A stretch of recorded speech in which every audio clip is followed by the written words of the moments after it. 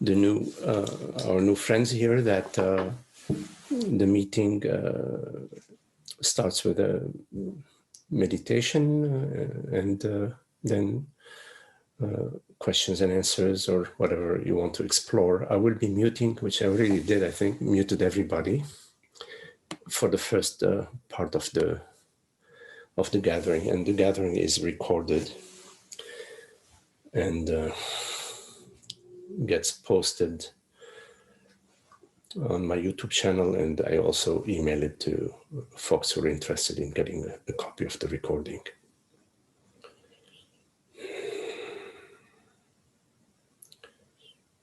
So if you could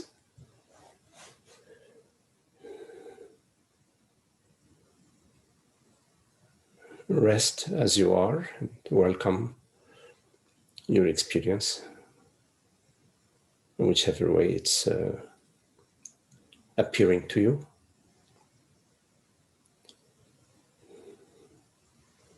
Sort of for now, you can let go of the past, you can let go of whatever plans you have for later on or whatever occurred previously during the day.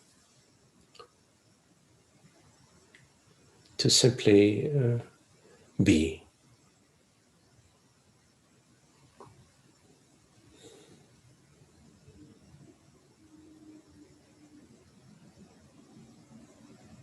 You notice the sensations within your body,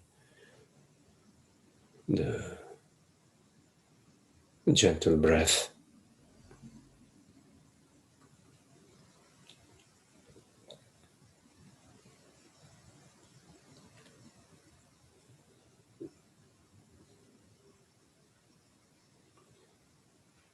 The sensation of your feet on the ground.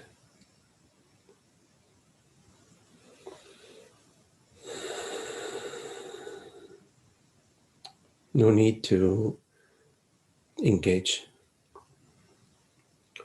with whatever thought arises or whatever arises. Simply remain as you are.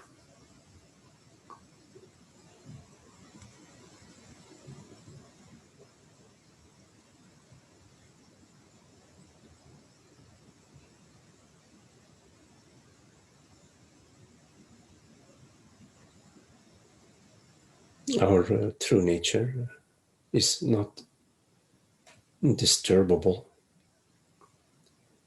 is not disturbed by whatever appears.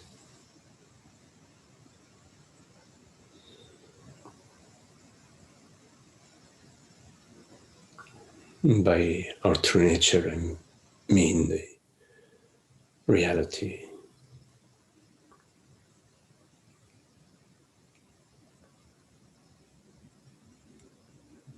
the reality of consciousness, of awareness, the universal truth.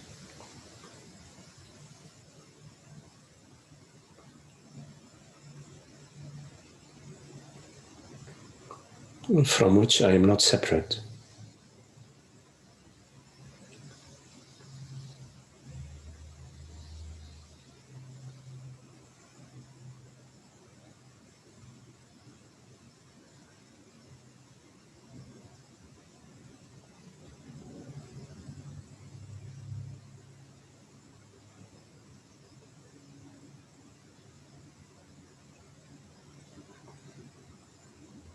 The belief that you are the mortal body, mind is just a belief, it's not truth.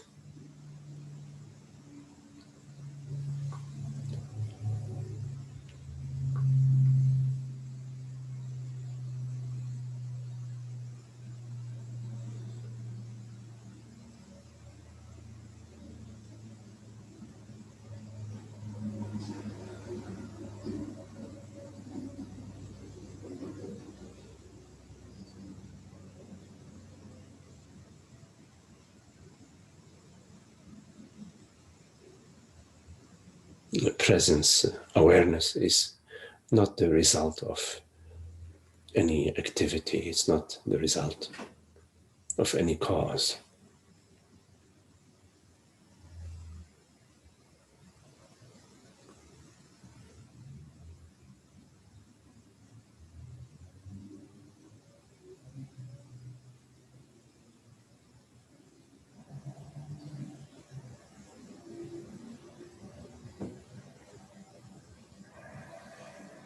Truth is not relative.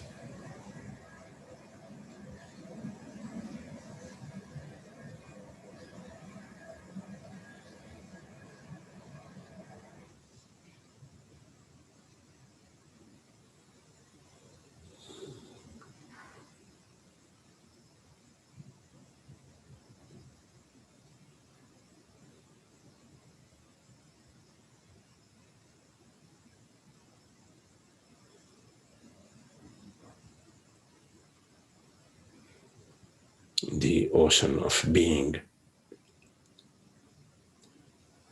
is not disturbed by the waves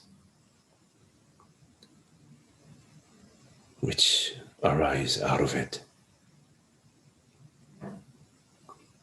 It's not confused by the currents which arise within it.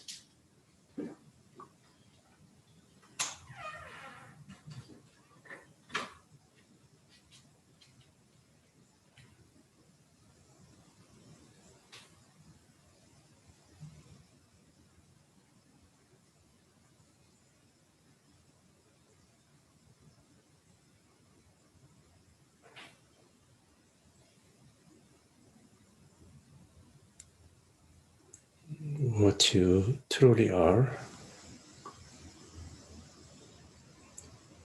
is revealed effortlessly when and as the false beliefs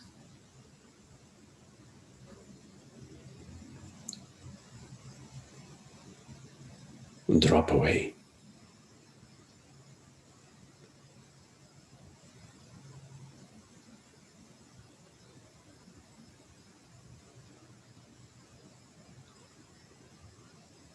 It does not matter how long you've been believing and feeling that you're a person, a mortal being. All that is gone, absolutely gone. There is no past or future in God's mind.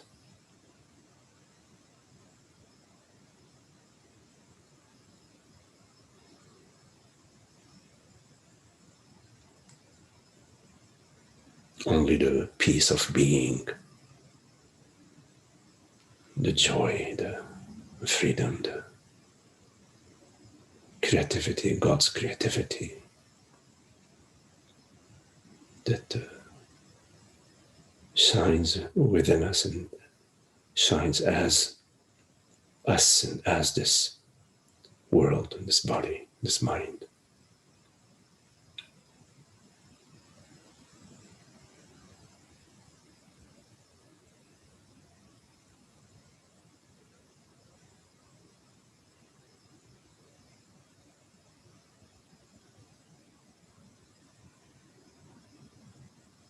There is nothing you need to do to earn God's love.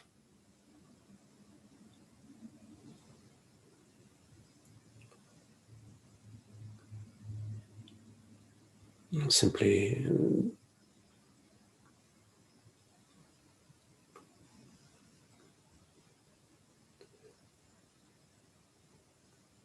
do not look away like when you're looking for the keys that are in your pocket or in your hand.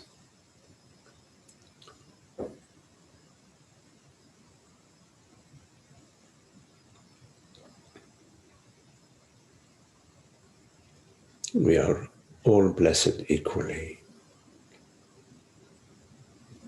with God's wisdom and love and truth.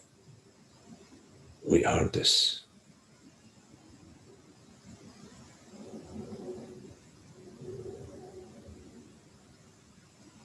Universal expression.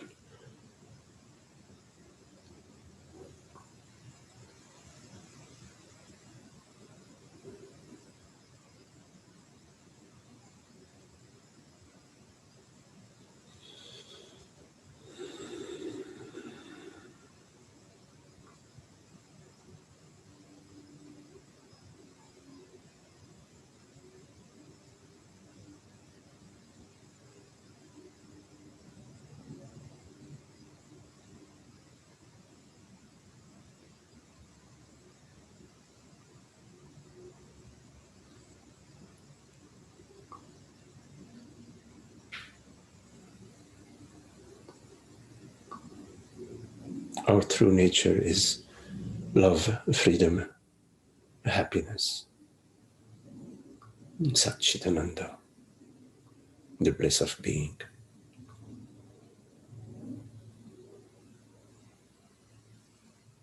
Happiness is not out there.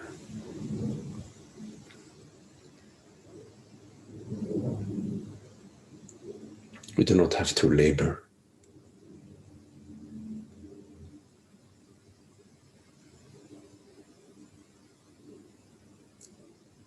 Rather, it's a recognition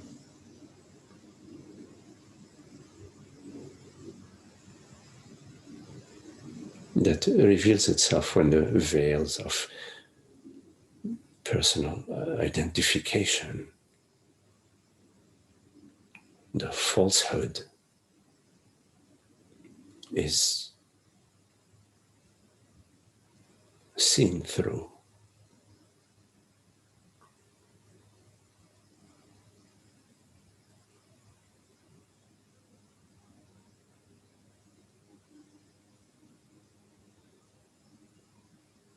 The belief that I exist in time, that I exist in space, that I'm somebody, a son, a daughter, a father, a mother.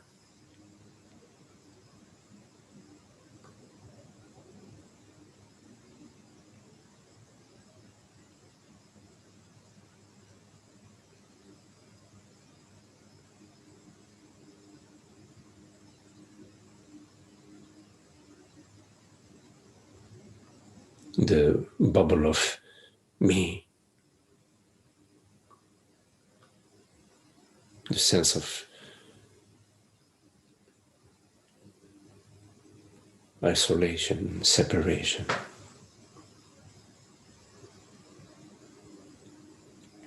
incompleteness, the sense of lack and unworthiness,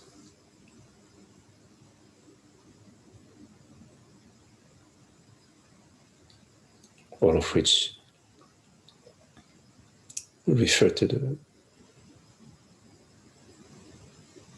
imaginary, illusory me, the false self.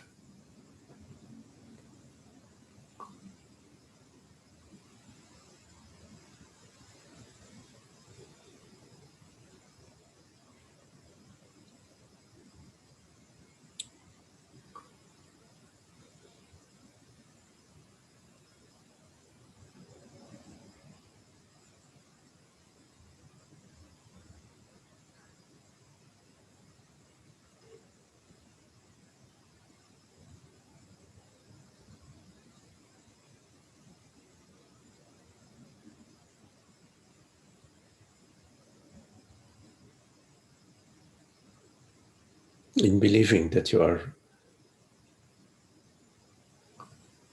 a bundle of thoughts and feelings,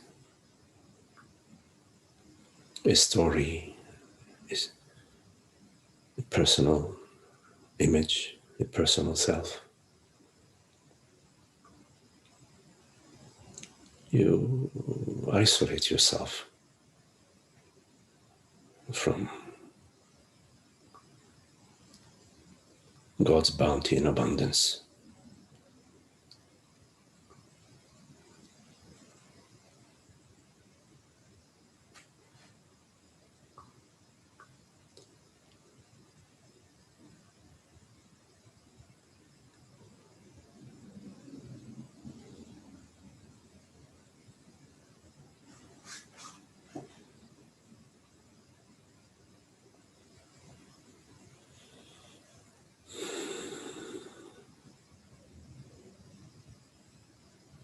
You wonder about what's going to happen to me tomorrow.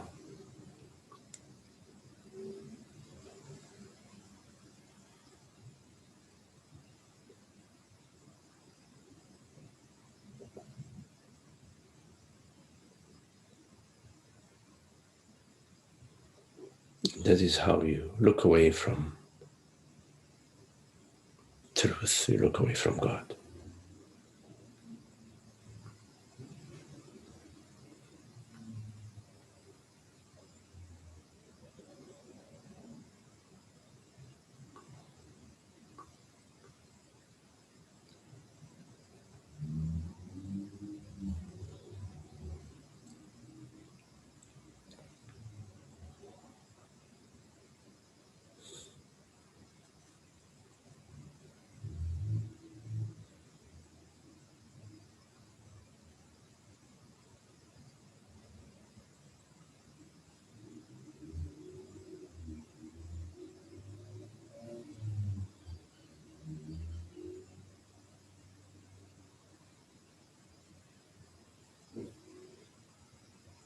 Reality is absolute, truth is absolute.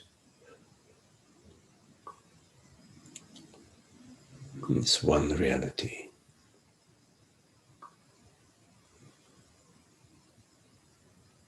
And nothing is separate.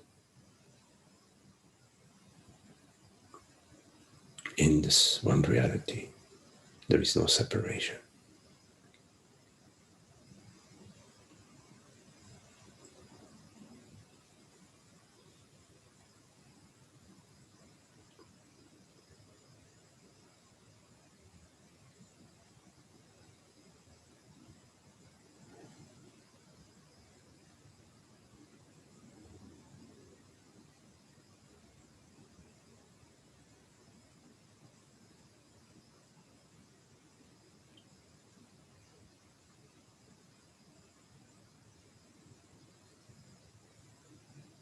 Sooner or later, we come to this understanding. There is no way around it.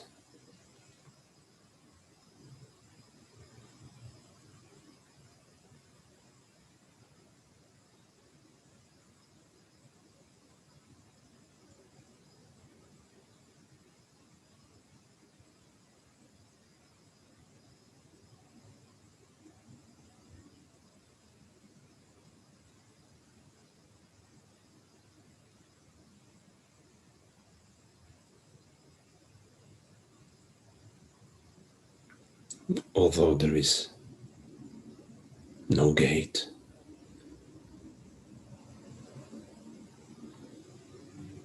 we have to cross the threshold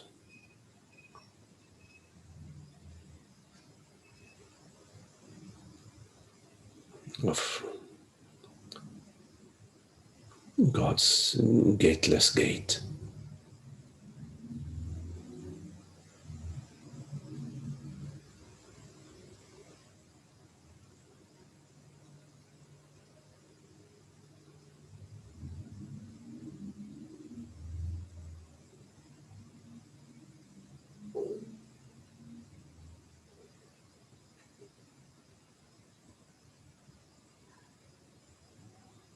It's all available to us.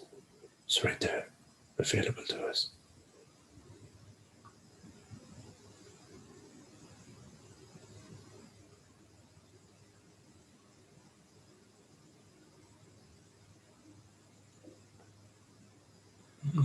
God's love is absolute and eternal.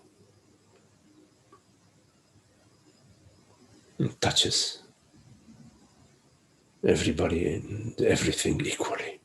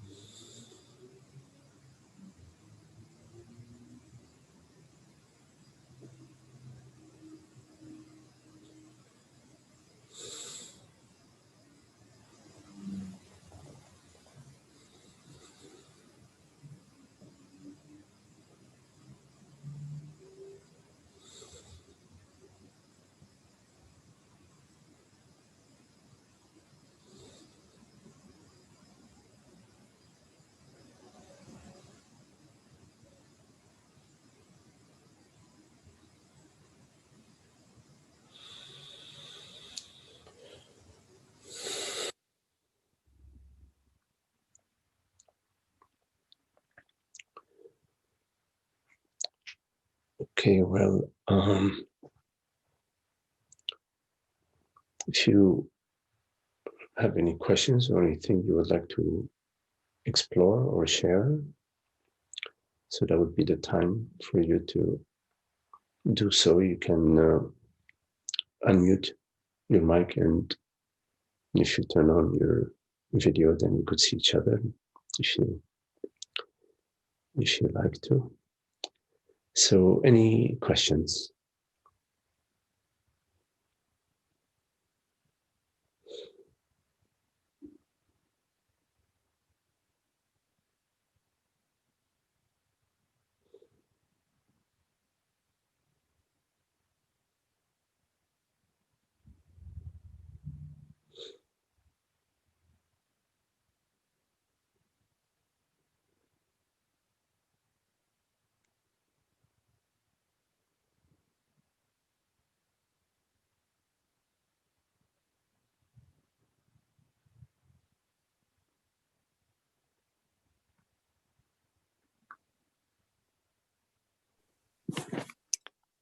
Hi, Magdi. Hello, Holly. Hello. Tara made a Facebook post recently where she listed a number of different sharings that had to do with non-duality. And I already told her one that I really appreciated, which was that she mentioned that self-awareness refers to awareness of the self as opposed to awareness of the phenomenal world unfolding. And I really appreciated that. And I know it's Tara's sharing, not yours, but I wondered, because that really resonated with me, if there was anything you wanted to say about that.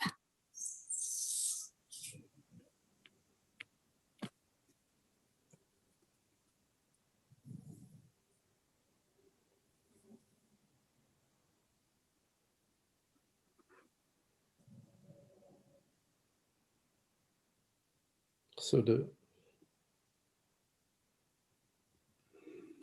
the world, body, mind, the world meaning perceptions,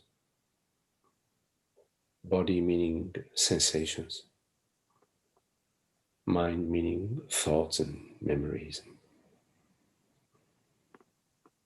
They arise to you, you being the self, the reality, that which does not arise, that which is not altered by the variations in the forms and shapes that the world body mind takes.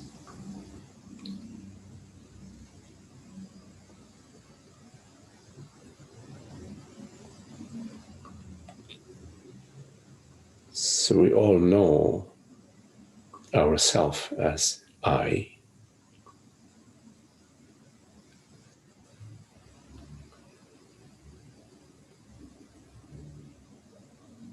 But in most cases, we add on to this I, which is formless, shapeless, edgeless,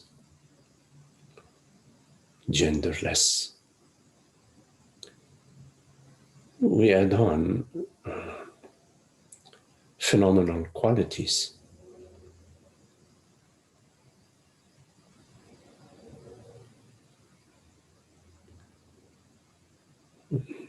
We add on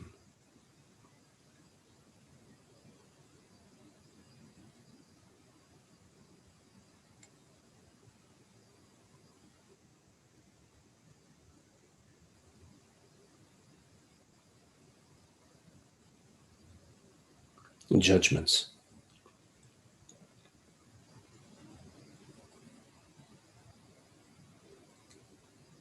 So rather than being clear about I awareness, I presence,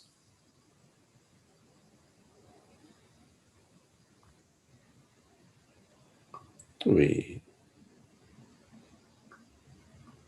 delve into, poor me or lucky me or beautiful body, healthy mind.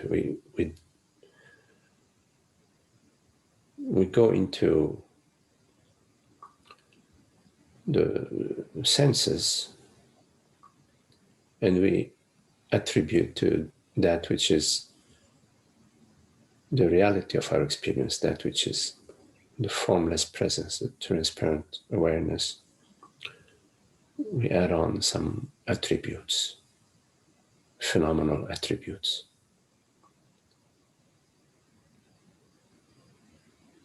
So then, while the self was the self as this transparent awareness, this transparent presence, the self becomes tainted by forms and names and objects. So self-awareness becomes sort of awareness of the world with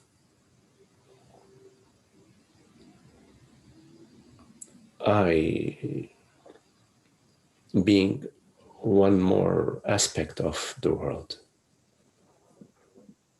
But I is not an aspect of the world. I is not an aspect of the mind. I is not an aspect of the body. I is the reality of all aspects, of all appearances, of all impressions. Everything that we experience does not have an independent reality.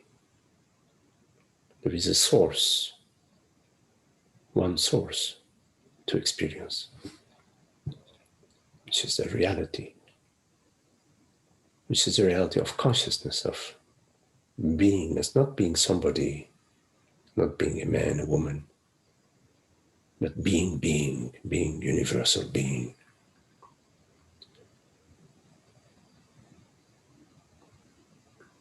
So one could say that self-awareness is the recognition of truth, or the recognition of the true I, or the true self. Or there's no such thing as an untrue I or untrue self. What would that be? So self-awareness or contemplation is the awareness of truth or contemplation of truth. But we cannot contemplate truth or as separate from truth. We cannot contemplate reality as separate from reality. We can only contemplate reality as being reality, being truth. Because reality is not divided into reality and me. It's not divided into a personal mind and a universal self. Reality is one. The self is one. One reality, one truth, one God, one light, one spirit. So the self-contemplation or self-meditation or self-realization or self-awareness is the self aware of itself. Being presence, being awareness, knowingly, being awareness knowingly, being knowingly, and being awareness knowingly. Knowingly meaning not to sort of limit yourself to, yes, I am being, yes, I am awareness. But I don't know it because I also imagine myself to be John, Peter, Mary, or Joe.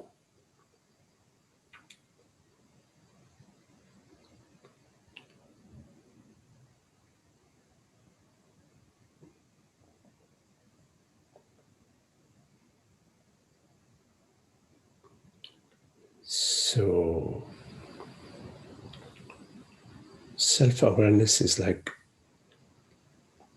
God whispering to itself, within itself, to itself, from itself. A gentle whisper.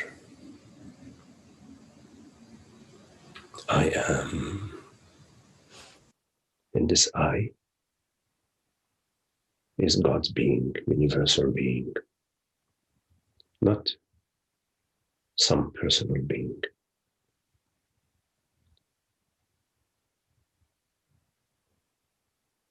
And whenever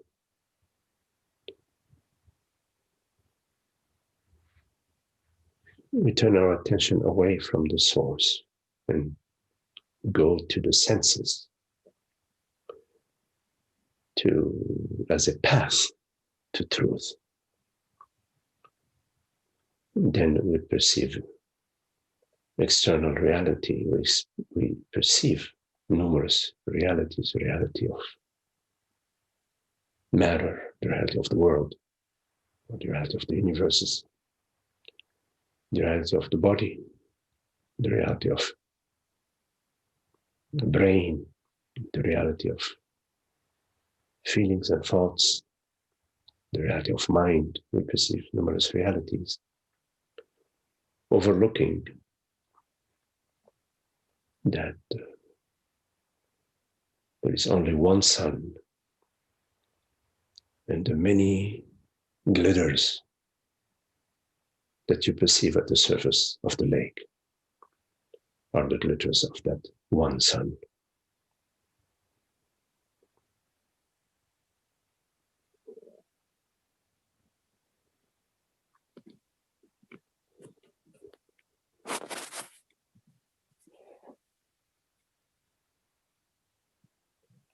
Yeah, thank you.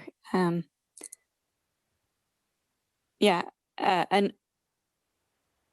something that happened also for me reading that statement was a realization that there's still times when I'm going into thought, thinking that I'm helping the situation, having painful emotions, and then looking at them, and I'm sure there's maybe some place for that at times, but it felt like that was I felt more relief when I turned towards the spaciousness of presence and awareness rather than going further into thought. Yes. The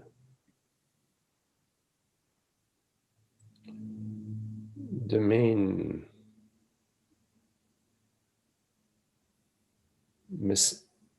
misguiding thought is the belief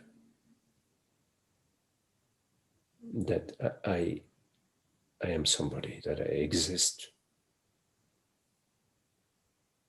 in time and space, that I was created, that I am born and that I will die. That is the main misguiding thought. Once that is on board, then from then on, all the subsequent thoughts, whenever they're referring to I, they're referring to the false I. And they're misguiding. They lead you deeper and deeper into the confusion and the sense of separation and unhappiness. And as you turn your attention to the reality of your experience, which is this open, borderless, aware presence.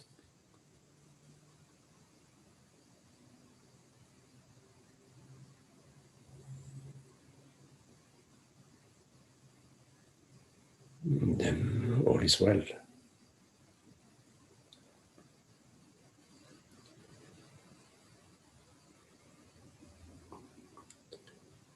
And as this transparent presence, this aware presence, all sorts of activities and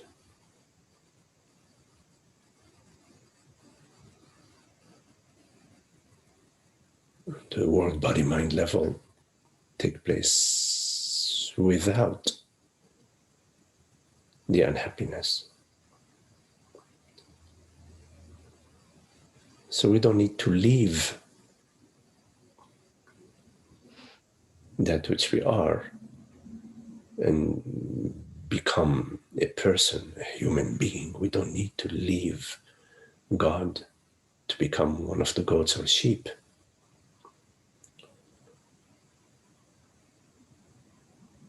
And experience sheephood or goathood. Once you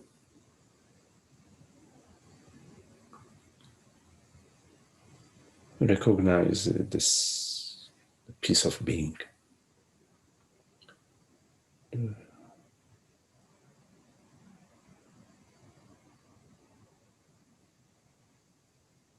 as your true self,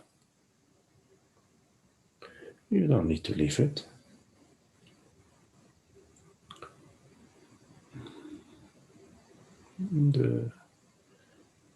The world, body, mind is God's creation, which is your creation. So you are free, and you remain free, irrespective of whatever is unfolding. And you do so by a certain vigilance, not to leave what you know to be happy, sweet, and true, in order to concern yourself about you in the future, or you in the past, or him or her, or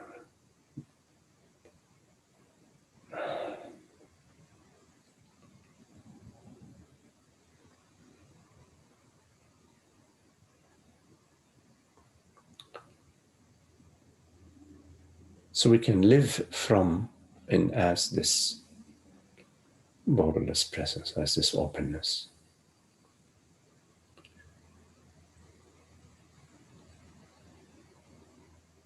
Because we are that openness, there are no borders to consciousness.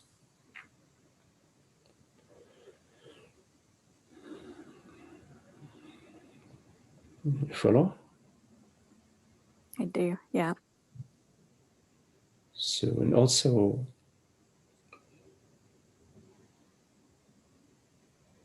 you don't need to judge yourself or others, or blame. In fact, everything that happens is absolutely gone the moment it happens.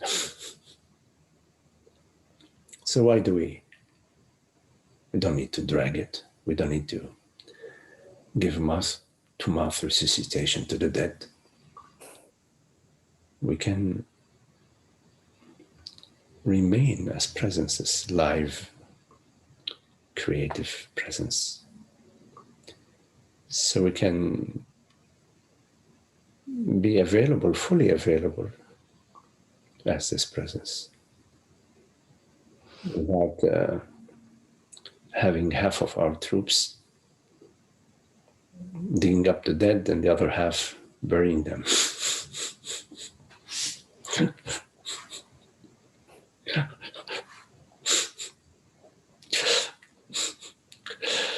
need to bury them in better burial site, you know.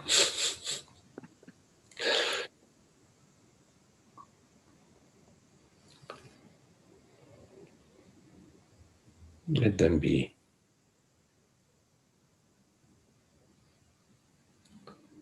There is a lot more where it came from.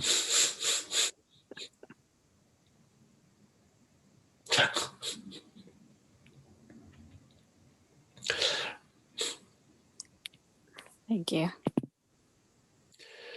Good to see you, Holly. You too.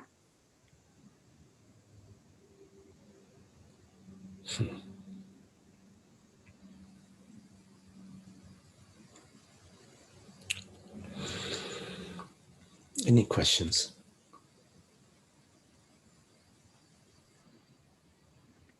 Hello, Holger. Hello, Magdi. I just want to say thank you, and I feel very fortunate to be here. The words you share, I heard several times from other teachers in different forms, but here somehow they become alive in me. I mean, and this is so beautiful. So many things are happening right now in my life, seemingly. So much clarity and allowing myself to relax. And it's so wonderful. It's such a gift. And I just want to say thank you. It's beautiful. Beautiful.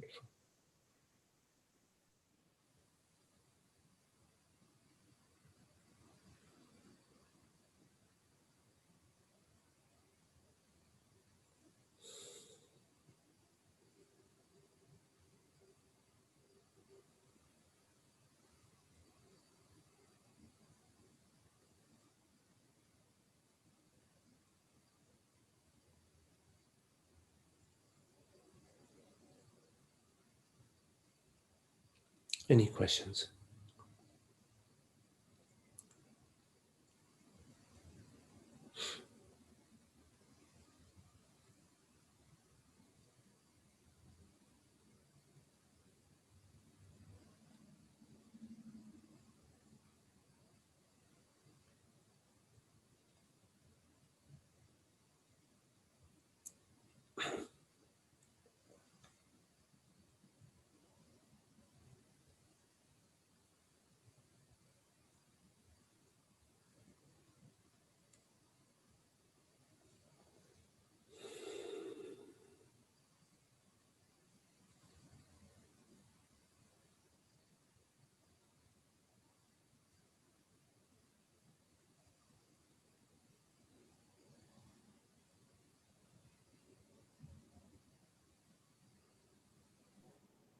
Hello.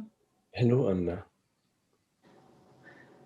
Is it useful to inquire into thoughts?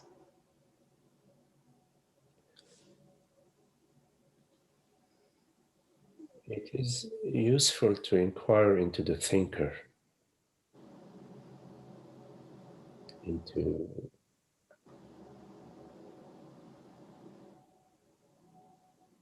the source of thought. And it's not really an inquiry, it's more sort of turning one's attention in that direction. And it's also useful, helpful, and essential to look into the belief that I refers to Amna, or I refers to personal body mind, and that I arises with the body, with the mind, and I returns with the return of the body and the mind. So it is helpful to have an interest and an inquiry into a particular type of thought, which is what Ramana Maharshi used to refer to as the I thought. as well as looking into the me feeling. But since your question was about thought, so the inquiry into the I thought. Basically, is there any evidence, on what basis, on what grounds do I support, do I maintain my belief that I, meaning consciousness,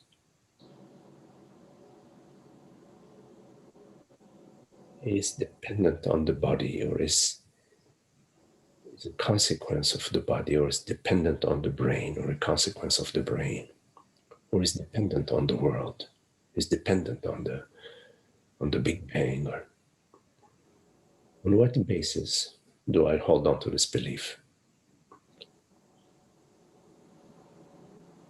I don't have a basis, there's just fear.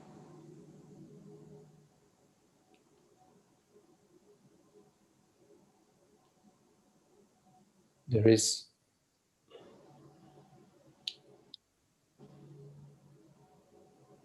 rational fear, and I wouldn't even call it fear, but there is, if there's a lion chasing you, there is a rational reaction.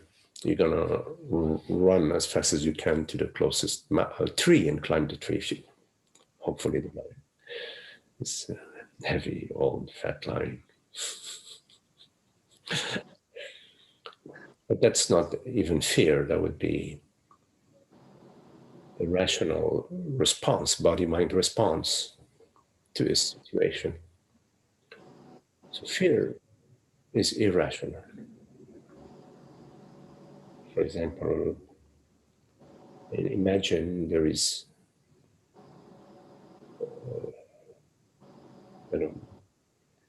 somebody hiding behind my car, wants to cause me harm, There is no ground for this fear. There's no ground for that. I haven't investigated that in fact there is somebody hiding behind the car that they want to cause me any harm. So, but fear is not an evidence that consciousness is separate and limited. I would say that these negative emotions are a result of ignorance, meaning they're the result of not having conducted the inquiry into the I thought and the I belief. It like gets in the way. I mean, it's not, it gets in the way of going deeper. It's just, there's just a blank. Well, what's in the way of the self? What's in the way of I?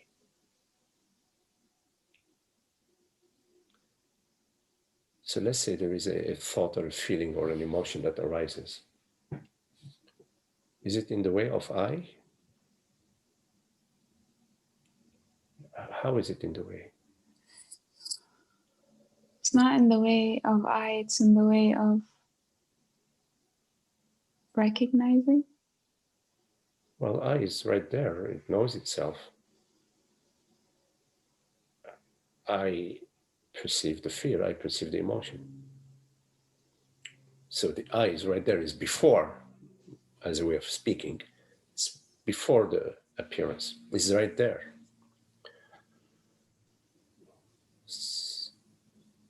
So nothing is in the way of I. So then what's choosing to keep that identification? You? I, right? Yeah. Okay. Why? Ask yourself, why? Why do you choose unhappiness versus happiness?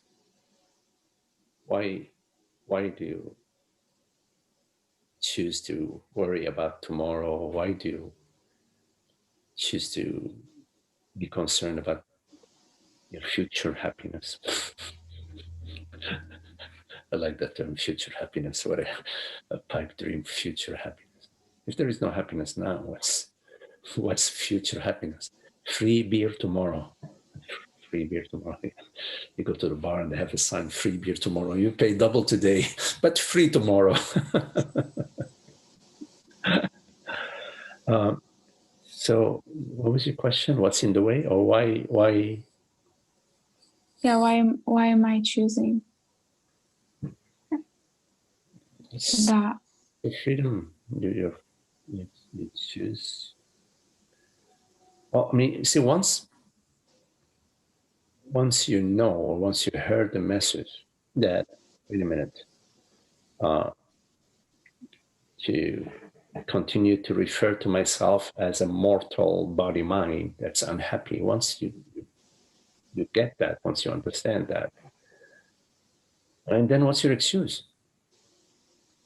I understand that you're very scared because you think that the magician is cutting the lady in two, and your heart is pounding. But once you see the play, that in fact the magician is not sewing the lady in two, then why are you suffering? Why are you jumping up and down? Oh, stop it, stop it, stop it. Wait, if I really see it, then I wouldn't be jumping up and down. Right.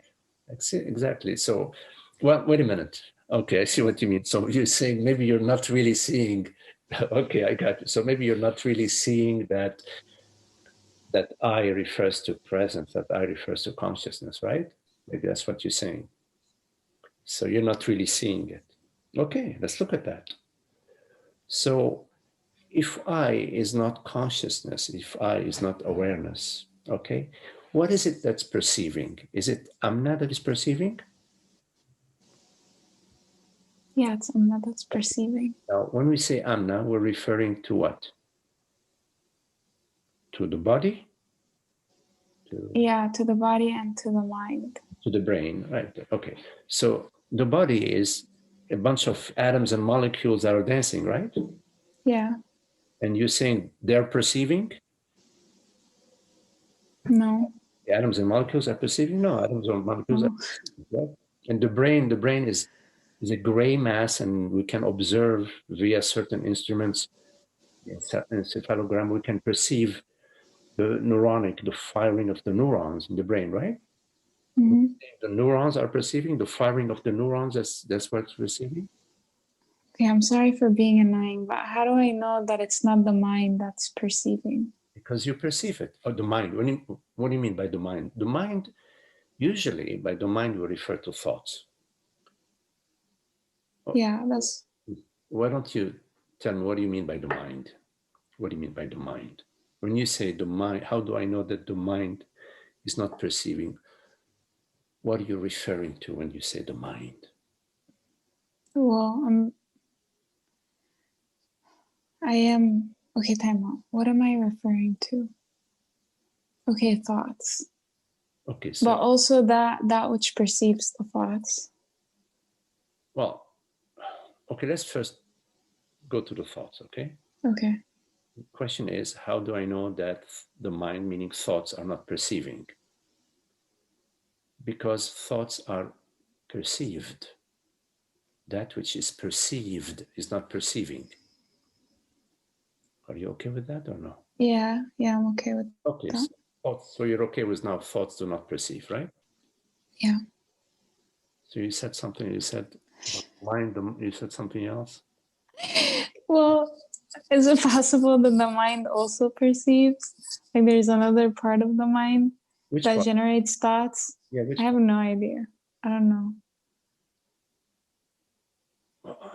How would I know? I mean, so now we're hypothesizing that there is some other thing that perceives, but our experience is very clear. Our experience is I perceive, right? Okay, you're right. So why do we need to, create something else? I perceive. So we said, how do I know that the mind isn't that which is perceiving? And then when I ask, what is the mind with the thoughts? but thoughts are perceived. They're not perceiving. So we return to I perceive. Now, your question back when was how maybe I haven't fully gotten it that I refers to awareness. But up to now in our conversation, the last few minutes, we've ruled out that thoughts perceive. And we're back to where we started from, that I perceive.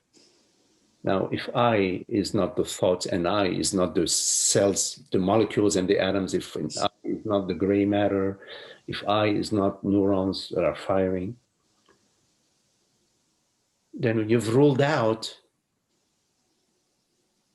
matter, you've ruled out atoms and molecules, you've ruled out the mind, thoughts, and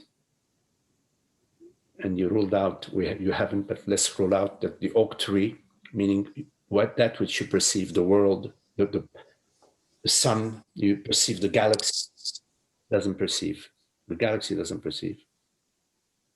Matter does not perceive. What remains?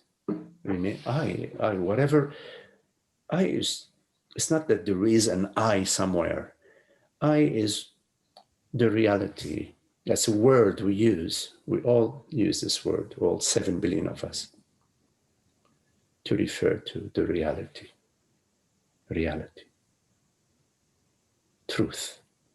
The absolute. Atman, Brahman.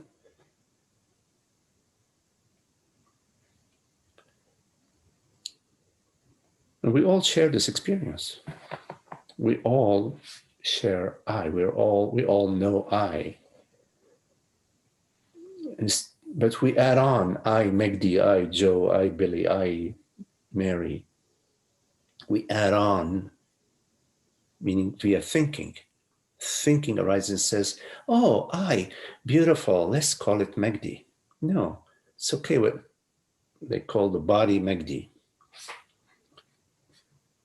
There's no issue with that. We're talking about I, right?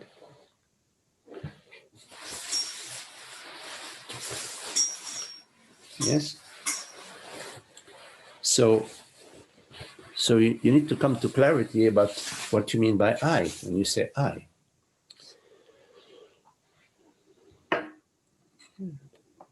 And we all know I as awareness, presence. Yes?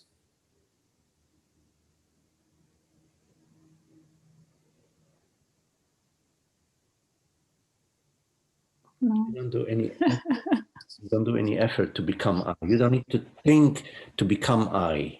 You don't need to do anything to be. Right? Right? I don't know. You are. I am. That's effortless. That's right there. There is no activity that's necessary or required for being. There is activity required for being somebody. Yeah. If you want to be somebody loved and great and even more activity. But to be separate, you need activity. But to be, you don't need any activity. Yeah.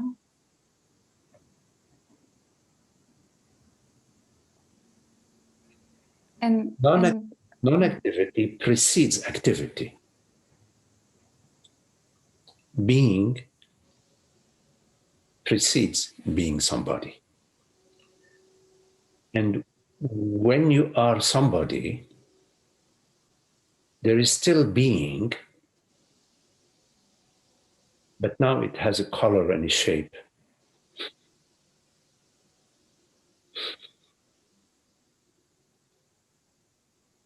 Like when you take your crayons and you take your painting book, a drawing book, and you draw on the blank page The blank page is already there. Now you draw an image of Amna dancing. The page is still there. It's colored. It has color. So being is absolute. Before being somebody, there is being. Then, upon being upon somebody, upon the arising of somebody, being is still there. And after the dissolution of somebody, being is still there. Being doesn't come into existence when the I thought arises, when the somebody, when the I am Amna arises.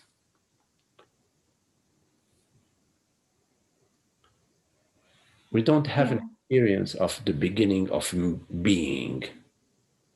We have the experience of the beginning of Amna. You know, your mom has the birth certificate. Maybe now they take films and pictures, I don't know, all sorts of things. But that's evidence of the beginning of being somebody. But we don't have any evidence of the beginning of being. I have a side question. Yeah. So I'm noticing that like my moods or my interests change and I don't have control. And so my question is, by I am referring to the Amna character. Like does that just do its own thing? Like do I have any control over that? As long as the you is the imaginary, what you imagine yourself to be, then whatever control this imaginary you has over your moods are also imaginary. In other words, the control of an imaginary character must be also imaginary. But I don't have control. That's the thing. Like I try, but I don't. So let me put it a different way. The control or lack of control of an imaginary character are both imaginary. Because the character is imaginary. Yes. Absolutely. But that's not my experience. It's not what you believe or how you interpret your experience. It's not how you interpret. You're interpreting your experience differently from the way I'm interpreting my experience. You're interpreting certain sensations and certain thoughts differently from the way I'm interpreting. So I wouldn't say that your experience is different from my experience. I would say that your experience seems to be different from my experience via your interpretation,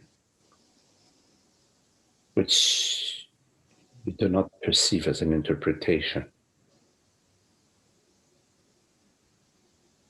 I perceive them as the truth.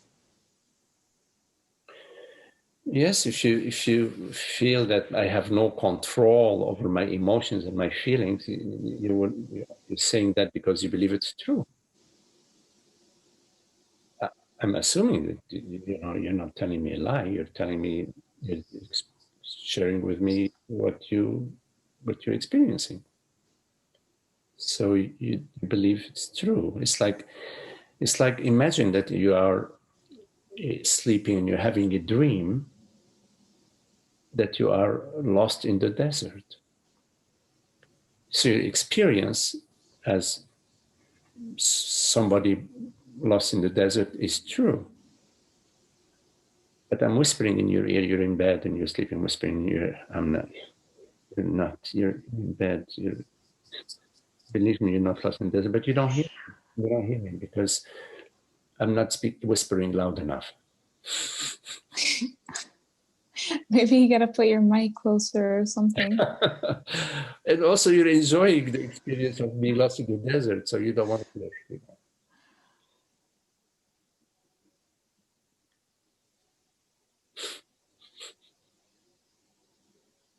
So okay, time out. So I know that okay, this is, I feel like I'm being stupid, but I'm gonna say it anyways. Like, it's obvious that I don't have control over my emotions or thoughts. Okay, well then I wouldn't have control over my interest because that's dependent on my thoughts. Yes. So The only choice you have is the real choice. All other choices are illusory. It's only one real choice, which is to wake up to who is for that which is real in you to recognize itself. So it's the choice, it's your choice, and you're free to take it anytime you want. I know you procrastinate sometimes, but to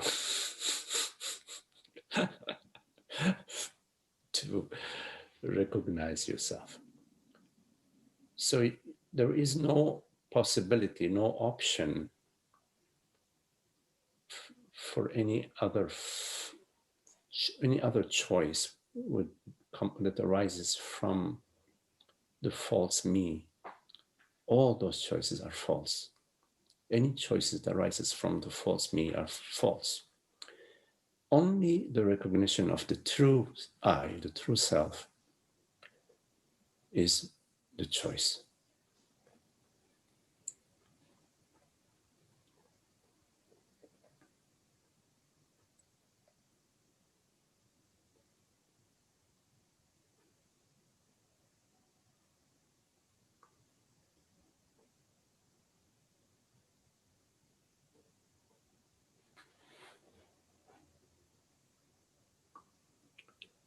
You see, somehow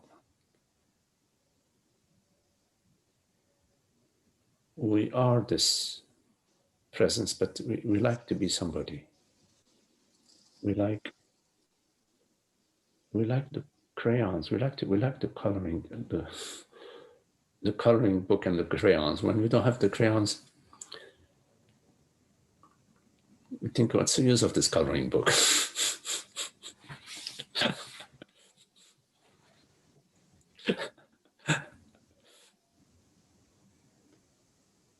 So going back to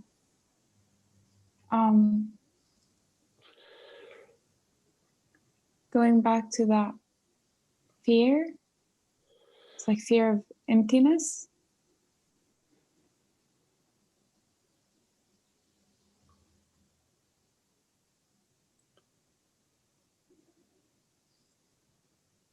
That's an old echo. The fear of emptiness, the fear of death. It's an old echo. It goes to the times when you existed as a separate self, when you believed you were immortal.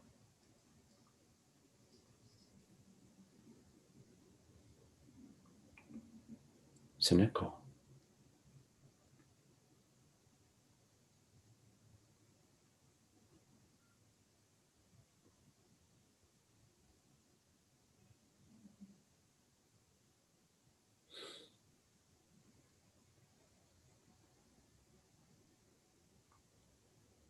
So the fear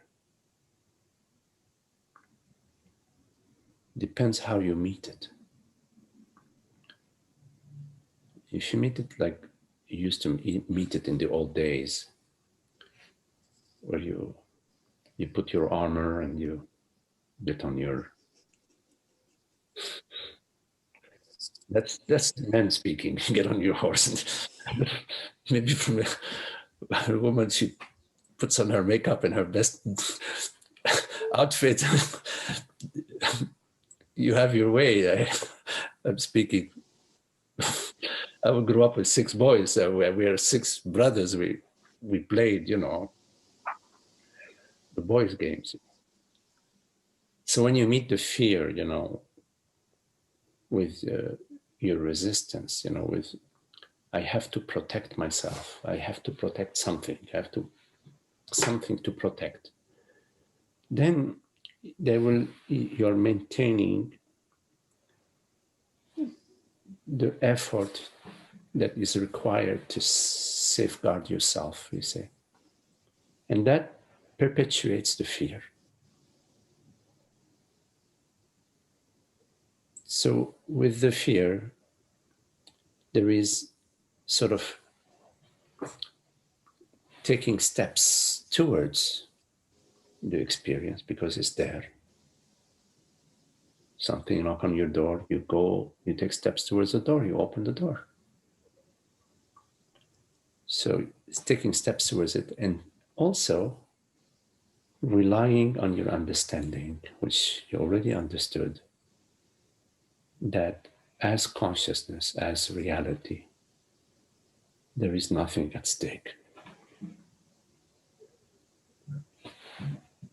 Well, because like the fear is arising, like is arising and is perceived by awareness. So then like there's no threat. No. There are no conditions for consciousness. Consciousness is not in the realm of reality. It's not in the realm of cause and effect. You cannot hurt the space, the spaciousness of being. You cannot wound, you cannot cause any wound to awareness. You cannot kill it. You cannot kill consciousness. By consciousness, we're referring to that which is real. The one reality, the reality of consciousness, the reality of being.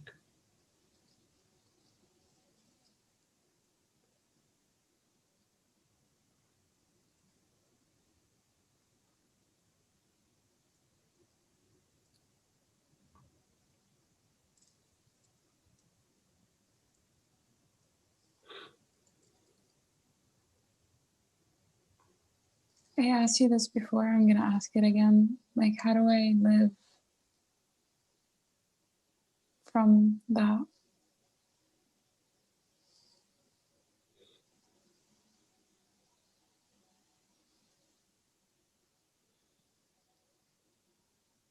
Like, I wanna, like, what's coming up is like, anything that I'm perceiving, like, can't be me.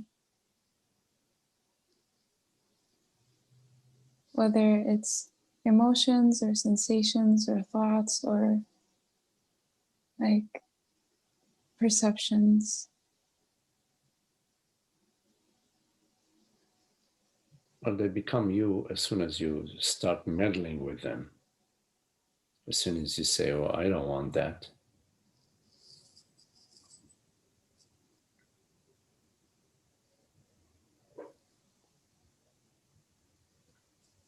Why is this happening to me?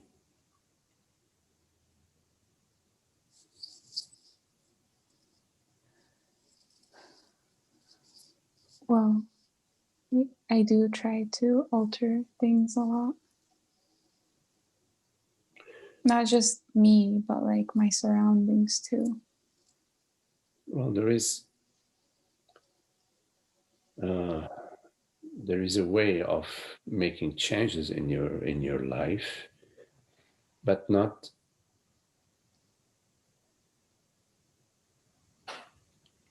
because your happiness depends on it or because something depends on it. No, because you perceive that, oh, this table here, that feels better to me.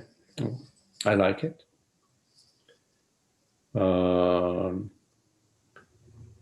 Yeah, maybe I will,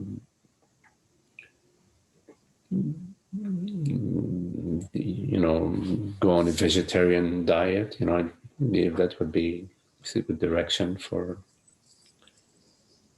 So you can make changes in your life and without that there being something at stake for me. This is what you need to explore. Yeah, I notice the difference. Like what you're pointing to is like out of joy, you do something, it's like organic, versus when it's like, this is the way it has to be because I need it or I want it this way. Yeah. So you can. So I recognize that. Right. So whenever, the thought is arising from, oh my God, I must do this or else, then just don't proceed.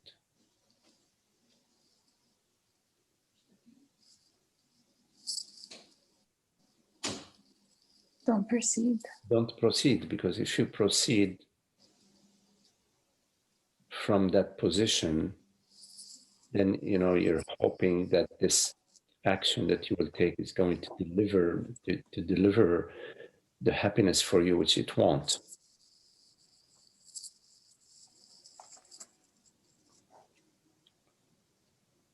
And I mean, the sooner you get it, the better off, because otherwise you're gonna rewind, play again, rewind, play again, rewind, play again, Yeah, I know.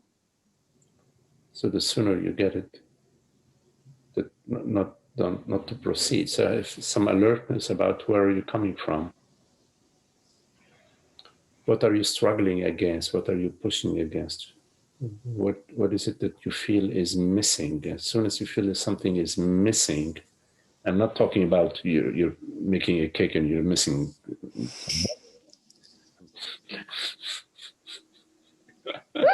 I know you're not talking about that. But it would probably be chocolate chip, not butter. Oh, okay. Chocolate chips. Don't speak too much about chocolate chips. It's gonna rise my interest. Where were we? Yeah. So. Okay, so, but then there's so much pressure that comes with that. Like it usually comes with a lot of anger and energy and obsession and like vengeance. Well, you've got the rodeo show and you're the toreador, and you gotta calm down that bull. This is it's in your hands. You've got all it takes. There's no excuse. Oh my God, it's too much, too whatever. That's just blah blah blah blah blah. You've got consciousness on your side. Heck, I mean, you're in good hands. Don't worry. I just saw something because I experienced external people, or I had external people in my life that were very demanding and like never. So then, out of fear, I would just do what they wanted. Yeah, I know what you mean. But then I lost interest in like getting whatever I was getting from them, and I was just not interested to play that game anymore. Right. And I'm seeing. And we're also feeding their ghosts, I mean, by playing the game, we're not doing anybody any good, I'm seeing that it's the same with, that false self. Yeah, right. But in this case, it's a little simpler because you're only dealing with yourself, I mean, you're not dealing with angry uncle or whatever. You're dealing with yourself. Okay, so you said the first thing is to notice like when that pull in that direction, to not proceed. Absolutely. Okay. If the direction is false, don't proceed. If it's coming from the sense of separation, don't proceed. Okay. Go back to truth, go back to God, go back to peace, go back to love, go back to happiness, go back to the peace of being. Go back to fulfillment right now. That doesn't depend on any object. Otherwise, we're constantly going from object to object to object to object. Goodness gracious, it gets exhausting, no? Yeah. And it's also like overstimulating all the. Yes, you're right.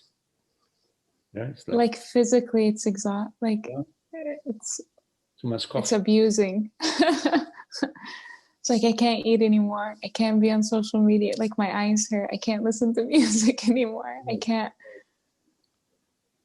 Yeah. But it's amazing how, when we are happy and at peace,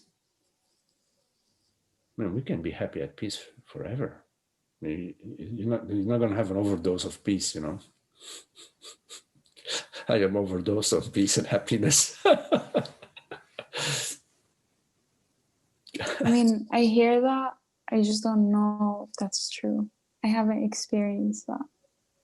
Well, you go to sleep, you love going to sleep, don't you? No, actually, I resist it until I'm so tired.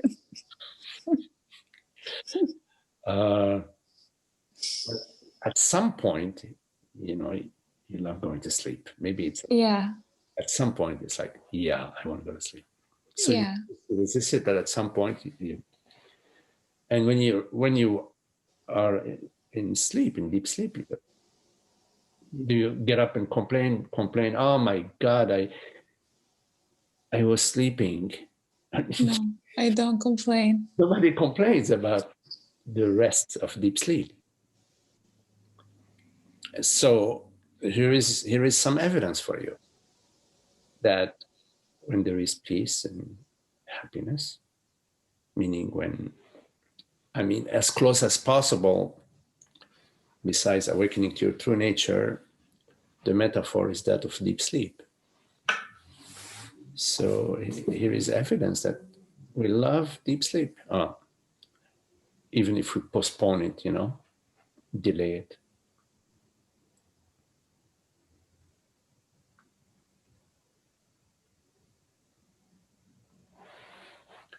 Do you ever get tired of love? Have you ever experienced getting tired of love? I've never had this experience. I got experience of getting tired of people's being, being people. No, I haven't experienced. It's impossible.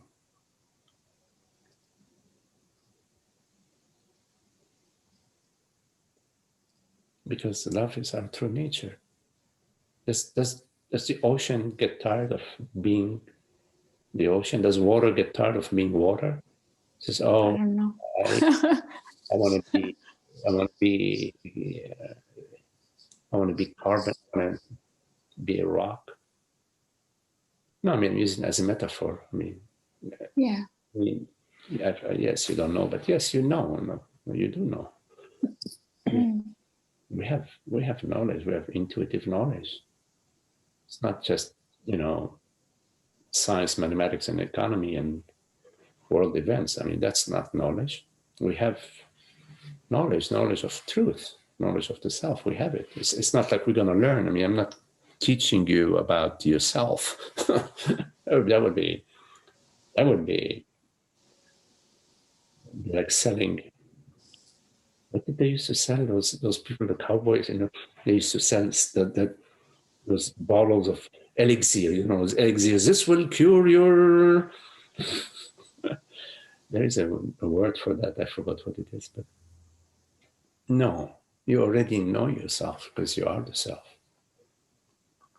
You know, it's not new information.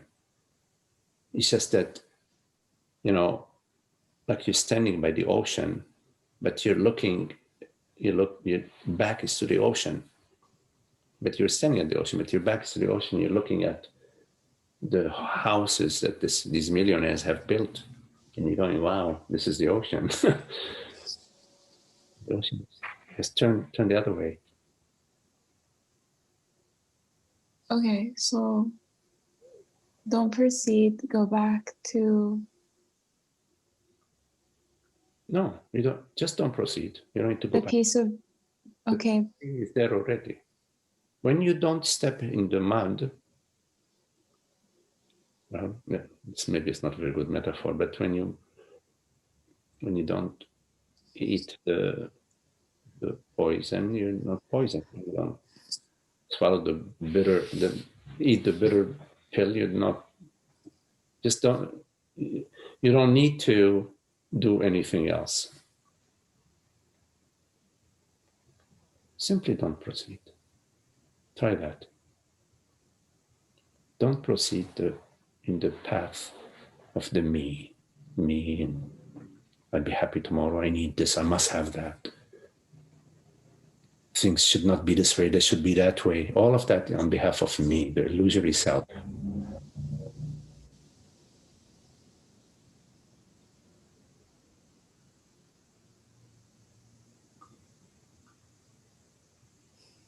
Okay. Okay, Anna. Thank you. Let's see if anybody else has any question.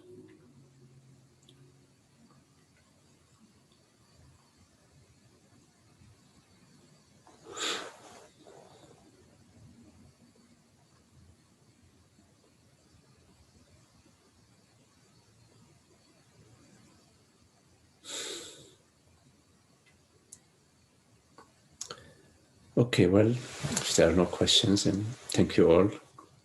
Lovely to be with you, Holger, Amna, Holly, John, hello, Kelly, Janine, Esther, and Frank. Thank you all. Thank you, Magdi. Good night, Maggie. Thank you. Thank you. You're welcome.